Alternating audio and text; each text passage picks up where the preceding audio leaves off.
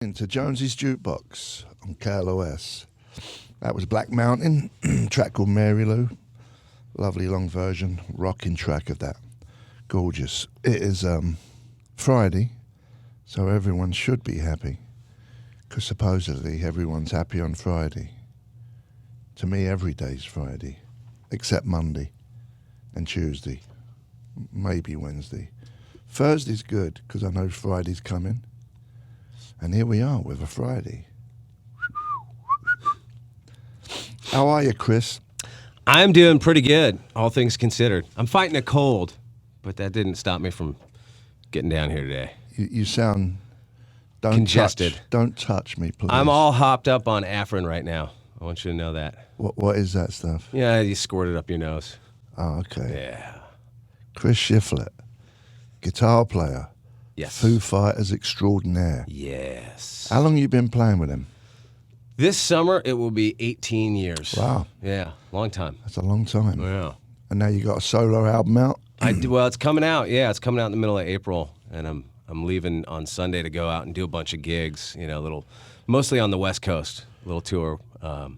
Before I forget, I should probably plug the LA show on April 2nd at the Resident. Where's that joint? It's downtown. I've never been. It's supposed to be good. Not the region. No. Resident. Yeah, I think it's down by all the arts district stuff that's going on down there. So when you go on the road, do you use the same musicians you used on the record? No, because I made the record out in Nashville. Yeah. And the guy that produced it, this guy Dave Cobb, he's sort of got a wrecking crew of his own that he pulls from, for most of his records, and I used a bunch of those guys out there. So to go out and do shows, I've got a crew of friends here. Yeah. That I put together to do this. And how long did it take for them to get you just basically doing your new album, or you do a load of other stuff? I think we're going to do the new album pretty much in its entirety, but it's not out yet, so that is maybe tough for people to sit through the hour of that or whatever. So we're going to throw some cover tunes in there. I did an album in 2013 called All Hat and No Cattle that was like all honky-tonk covers. So I think we'll throw a few of those in there to make it a little more fun. So you got a following? Not much. That's why I'm here, man. Hey, come on, man! I'm trying to broaden my scope. Well, hopefully we need can do help. that. Yeah. Hopefully it's we a can do crowded that. marketplace, man. There's a lot of stuff going on in the world. A lot of stuff. Too many gosh darn bands out there, Now, why you call this a country album? I mean, I wouldn't call it a straight-ahead country record. It's certainly, country music's a big influence on me. And you did it in Nashville. I did it in Nashville. I mean, it's more like kind of drawing from West Coast country, I mean, that's the stuff that I love, like Buck Owens and Wynn Stewart and Merle Haggard and Del Reeves and all that kind of stuff. Merle Haggard from Burbank. I mean, from Bakersfield. Bakersfield. From Burbank. I like that. Yeah. I mean, there's that whole Bakersfield sound thing that happened out here back in the 60s and 70s and 50s and all that stuff. I like that song, Kern River. Oh, yeah. That's a good track. Oh, yeah. You can't go wrong with Merle Haggard. Yeah. I went and saw him at that joint on Wilshire Boulevard like a year or so ago. Oh, I was there. You was there? With Chris Christopherson. It was cancelled. Yeah. Then it came back again. I think that was his second to last show. I know. I'm so proud to say that I got to interview him about like 6 or 8 months ahead of that for my podcast up in Bakersfield. It was the most insane experience. He was in Bakersfield. He hadn't lived in Bakersfield for a long time, but his childhood home was a boxcar, because I think maybe his dad worked for the railroad or something, and they had taken a boxcar and converted it into a home. And that's what he grew up in, and it had been sitting there, rotting away ever since. So they transferred his house, his childhood home, into the Kern County Museum, and he was up there for it. And I got to go interview him, and it was insane. It was incredible. Was he a sweet guy? He was so unbelievably sweet, and I was really nervous because he had a reputation of being kind of a hard ass on people interviewing him, but he just couldn't have been any nicer. Maybe because you was a fellow musician. I think it might have had something to do with it. Like, you could tell. He didn't know who the Foo Fighters were or anything like that, really, but he almost had like a grandfatherly, like, that's great. So you guys are doing well. That's great, Good son. for you. Good for you, son. Plus, he was just smoking joint after joint Yeah. after joint. He was, he was something. He's one of the real deal rebels. He really was. Not many of them left. Not cut from that, mold. Not or cut cloth from or that whatever. cowboy hat. Yeah. Okay then. Yeah. Here we go. We share something in common. We do. we do. Although you probably couldn't tell by looking at either of us today. Wow. Yeah, but you're going tomorrow to get a trim. That's right. Well, you got to tighten it up for a tour. So, yeah, for people listening, we share the same hairdresser. Matthew Priest. Yeah. I actually got my hair cut once in there years ago, and you were sitting in the chair next to me, and I was totally nervous, and I didn't say hi because I was like, oh, he's not going to like me. No, I'm a nice guy. You're a very nice guy. I'm like Merle Haggard. Exactly. Yeah, it's a theme.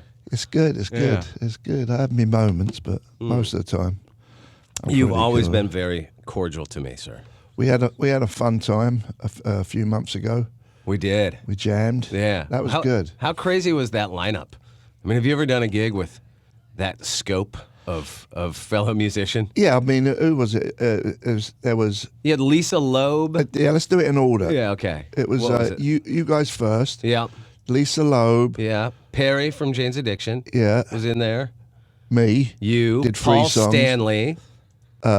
Sammy Hagar. Sammy Hagar. The drummer from the Police. Stuart Copeland.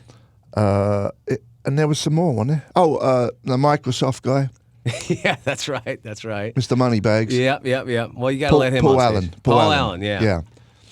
I feel like we're missing someone, though. We probably are. There was a lot of people. We rehearsed a lot that week. Yeah. A lot of rehearsal. You know that what I week. love, man? When I came down, you guys had my 3 songs down. There was no farting around. Oh, nice. It was so good. Yeah. Just to get in there, boom, boom, boom. It was done. In, out. That's a first. It's a well-oiled machine. Really is. You guys I think, are, I know you've had Taylor on here a bunch of times, and I think that, with Taylor's had that cover band, Chevy Metal, for years and years. Yeah. I don't know if you've ever seen it. But pretty much everybody in the band has at one time or another played in Chevy Metal. Yeah. And We did some Chevy Metal. Yes. At the Bob's. Oh, Right right, for Bob. yeah. Right, Right yeah, for of course. Bob's. Yeah, sure. Yeah, that was another crazy gig. But I think, through that sort of has gotten us all kind of boned up on our cover band chops. Yeah, you know? yeah. Yeah, because you play in Chevy Metal. From time to time. He's got kind On of like and a off, rotating on off, cast yeah. of guitar players, and depending on people's availability, it just, Yeah. it might be this guy or it might be that guy. Yeah. Sometimes it's me. It's fun, though. It's really fun. I think that you kind of you've been playing guitar for a long time. There's you kind of plateau at times Yeah. and get bored with it. And when I first started playing in Chevy Metal years ago, that was a point where I was kind of having one of those moments, and that kind of got me out of it. It was the first time ever in my life that I sat down and went how do you play an Eddie Van Halen lead? or I have even no kind idea. of, or even kind of pretend. He's How an do you get amazing close? guitar player. Ooh, Eddie Van Halen? Yeah, of course. He's amazing. revolutionary. Yeah. You ever seen him on YouTube? I saw something. Some bird was interviewing him. He had his guitar with him, and there was punters listening, and it was kind of an interview / then goes into a song. Right. It's incredible. Oh, yeah. Have you ever seen him live? I've never seen Van Halen. See, I never saw him back in the day. My brother Scott got to see him a couple of times way back when. But I saw him 3 times on that last reunion tour, and he got better at every show. With Diamond Dave. Oh, yeah. Yeah. Oh, yeah. He's great. Yeah, amazing. Them first few albums, which Yeah. is funny because they came out around the same time as punk, but Right. it is in America, so punk hadn't really caught on here No. at that point. It caught on later, 78. It was kind of catching on, but there was a few years then, and I love Unchained. Oh, yeah. I think that's my favorite Van Halen song of all time. Yeah, Yeah. that really rocks. It's funny that you mentioned that. When we were little kids, I had older brothers, which was I just listened to their record collections and never even really bought my own for a long time. But I remember my older brother Mike, when punk rock happened. I mean, it was probably 78, maybe a little after the fact. Yeah. I remember he brought home Nevermind the Bollocks and the first Clash record as an experiment. What's this new thing? Yeah, And I'm ashamed to say that it didn't go over big in my house Yeah. at the time. But it was great that he had done that. Yeah. Because then years later, when I was in high school, I dug those records out, and I remember being embarrassed. I kept it a secret from my brothers. I didn't want them to make fun of me that I was listening to them. What album did you like better, the Clash one or the Sex Oh Pistols? man, come on. Come on, you know what you got to say, yeah. Of course, the Pistols, man. Come Oh, on. right. Yeah. Stay an extra 5 minutes. Thank you. I loved them both. Just kidding. I loved them both. So let's play some of your new album. What's it called, the album? The new album is called West Coast Town, and it comes out April 14th on Side One Dummy Records. And is this kind of based on old school California country? Yeah, I mean, I think it's like a mix of some of that stuff mixed with like, the Stones and rock and roll and, Social Distortion or whatever. It's definitely not like, it's interesting because like country people hear it and think it's like a cowpunk record or something, and rock and roll people hear it and think it's a country record. So I don't know. Did you like the Flying Burrito Brothers? Yeah. I mean, I got into all that stuff late. I got into I kind of worked my way back. I think it starts with the Stones for me. Yeah. Huge. The Stones are probably my favorite band of all time, and all that like all that kind of stuff that's sort of in there as an influence, and you don't even know what it is or where it came from. Yeah. But it does something to you. So that later on, when I got hip to like Sun Volt and Wilco and Whiskey Town and stuff like that, it just kind of it resonated, and then I just worked my way back from there. Yeah. You're a good man. You're a good man, Chris. I'll take it. Let's play one of your songs. Okay. What track are we going to play? What's it called? What are we doing here? We doing Sticks and Stones? Yeah. Okay. This is I think this is the first song off my new record. Chris Shiflett. Syphilis. Properly pronounced syphilis, sir.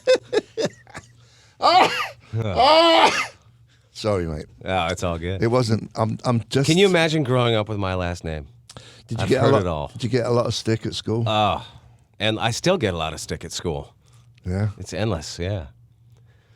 I feel like it's my kids don't get anything near that. Kids are nicer now, I think, than they were when we grew up. But there's a lot more political correctness now. Indeed. Not many bullies. You have to walk the peace path, and there's conflict resolution.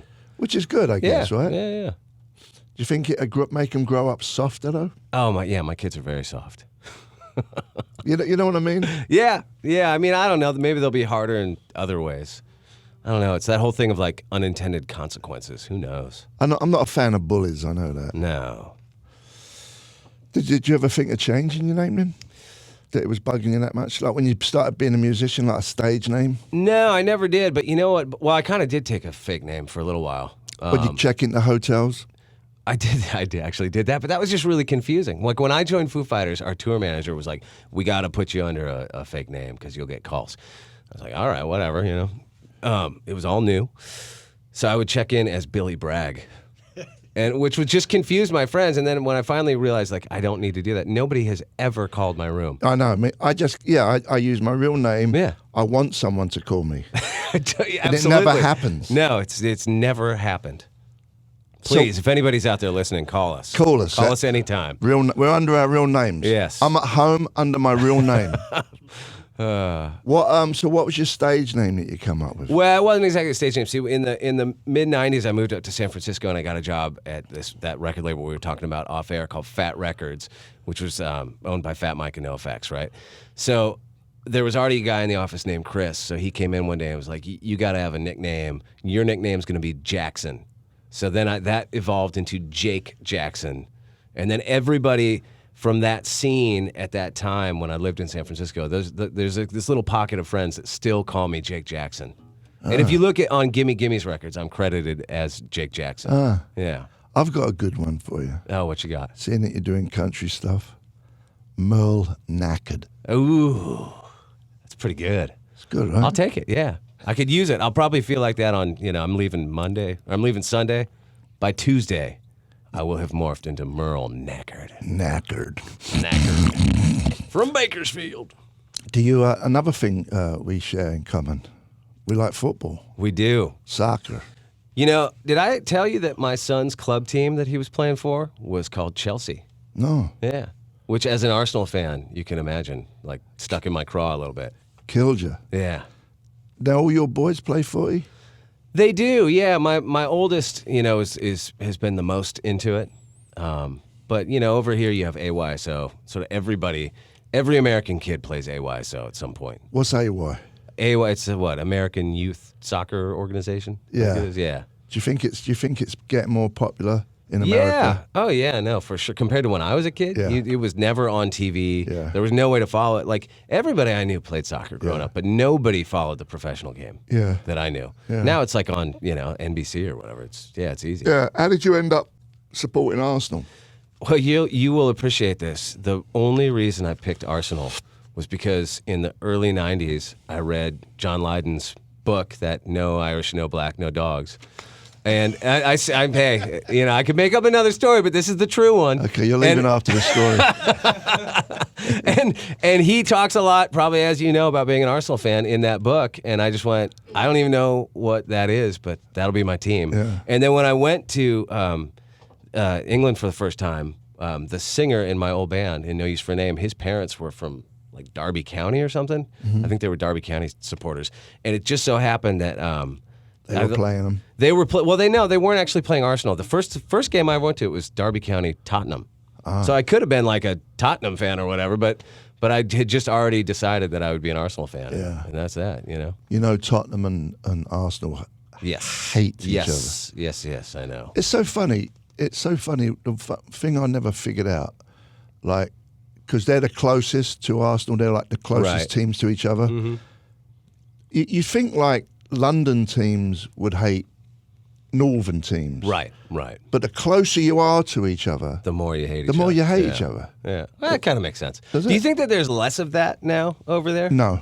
Oh, really? No, it still goes on, all the Right. aggro. Really? Buddy of mine was at the Tottenham Millwall game, the FA Cup. Oh, yeah, the other day. And he was filming them out on the street, like that they had the Tottenham fans on each side of the street with the cops holding them back, and the Millwall fans walking through the middle. Because for people listening that don't know, Millwall is a legendary, super violent Hooligan. Yeah. Have you ever seen? There's an amazing thing. You've probably seen this before.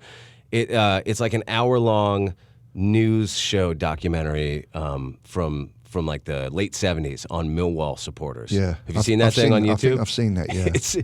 It's so unintentionally hilarious. You just, for anybody listening, you got to watch it. Some of them are dressed up as surgeons. But the funny thing about it is they're the scariest people, but they look like total dorks. Yeah. Like they've got like frizzy hair and glasses. Good and job they're you're not- over here. You're not there right now. I know. That's right, Millwall. Take that. You're a bunch of dorks. But they don't look like you know what I mean. It's before people were like buff and strong and into working out. They Well, just even look like out of shape, kind of dorky. Even the footballers were out of shape back then. Yeah. None of them have muscles in their legs, not like they do now. Right. They were always drinking at halftime. Right. Sure. It's changed a lot. I bet. Did you go to the football when you were a kid? Yeah, I used to go, well, where my school was, Christopher Wren, Queen's Park Rangers was literally around the corner. White City Estates, Bloemfontein Avenue, Loftus Road. And so I used to go there when I was like 10, 11. Right. I didn't know what was happening. Right. I was just looking at what other kids were wearing more Sure. than I was watching the football game. Yeah. And then I would go there, then I would go to Fulham sometimes, and I would go to Chelsea sometimes. And it Right. was just for that was the first wave of skinheads. So that's what I was into, is more like going out, going into shops afterwards and or nicking a bunch of stuff out the shops with all the other guys. And skinhead, that was before like all the sort of like National Front element The had first seeped into wave, it, right? the first wave was nothing to do with racism. Right. The second wave, People in America only know it as that. I know. Right. It got warped somewhere down the road. Some of my mates were black who were skinheads. Right. It wasn't. Some a of thing. my There best was friends were black. Yeah. There was racism Right. back then, but that wasn't through what I knew from Right. all the guys at my school and that. Not everyone was together. Right. It was normal. Okay, let's play the first Slade album quick while we're on this subject. Yeah. They were skinheads at first. I know. If you've seen, you've seen that album. They look cover. ridiculous. It looks really funny compared to they always kind of looked ridiculous, They got funny looking heads. The Yeah. skinheads. That's Ridiculous. tough when you shave your head and your head doesn't look right. I gotta Oh. say, my head looks great when it's shaved. And you've got nice ears. Yeah, thank you. It must be. It might not look so good now. It's been a few years. I don't know. What, your might head? Might have gotten lumped up a little. You think your head changes? The cartilage keeps growing, right? Your nose and this bit above your eyebrows. Right. That and your keeps ear, growing. I thought it was your ears Yeah, and your look at nose. my Keep lobes. going. Look at them bleeding things. Yeah. Look at that. I should be National Geographic You with them should get earlobes. like 30 earrings right there. Ugh, I'd rather shoot myself. I was actually thinking of getting that bit cut off. Really? Yeah. Look, have a look. How much better would this ear look if it without that bit of fat on the bottom? Don't you think that would look good? That is, you look very handsome right now. you Look filming at this, that. Steve? Yeah. Somebody put that on Instagram quick. See, look at that. That would look much better than that. Although, if I was starving, I could cut this bit off and eat it. If I was in It's a little doggy treat. Anyway, what was we talking about? I don't know. Skinheads, football, Yeah. etc. So we have a So lot. you were just talking about how you've switched to become an Arsenal fan in recent years, Yeah. right? Wasn't something like that? Yeah, please. Hmm. Get rid of this guy. He's overstepped the line. Should we play a song? What you got there? I've got, what do I got? I got a little guitar. I got a little toy guitar. Yeah, we could do a little cover tune if you want.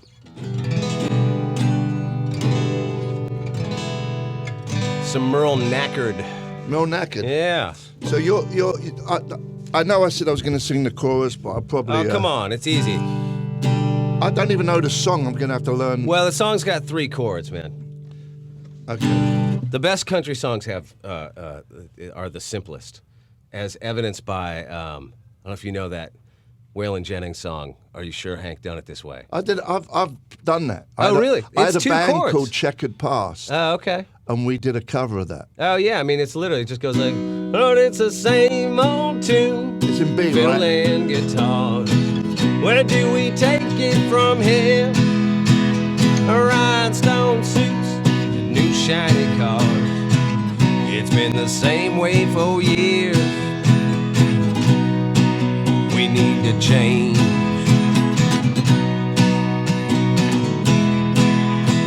Somebody told me when I came to Nashville, son, you finally got it made. Old Hank made it here. We're all sure that you will, but I don't think Hank done it this way. Oh no, I don't think Hank done it this way. Take a guitar solo, Steve Jones, come on.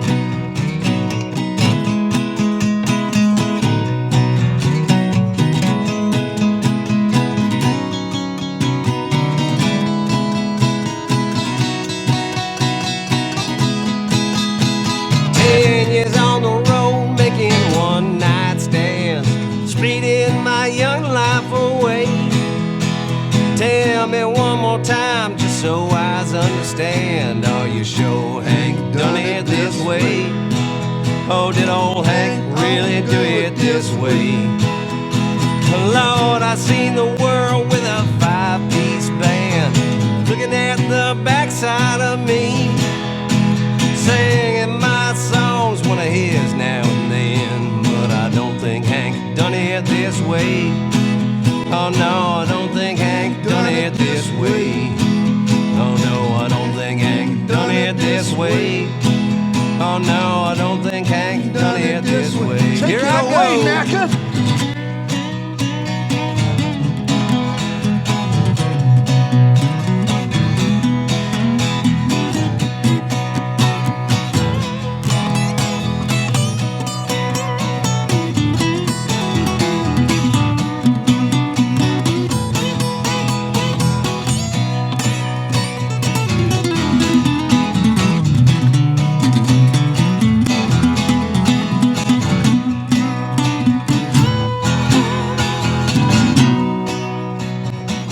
See, here's the problem with this song. There's no chorus. So make you just one kind of up. have to end We it. can make one up. Oh no, I don't think Hank done it this way. Oh no, I don't think Hank done it this way. I don't think Hank done it this way. Oh no, I don't think Hank done it this way.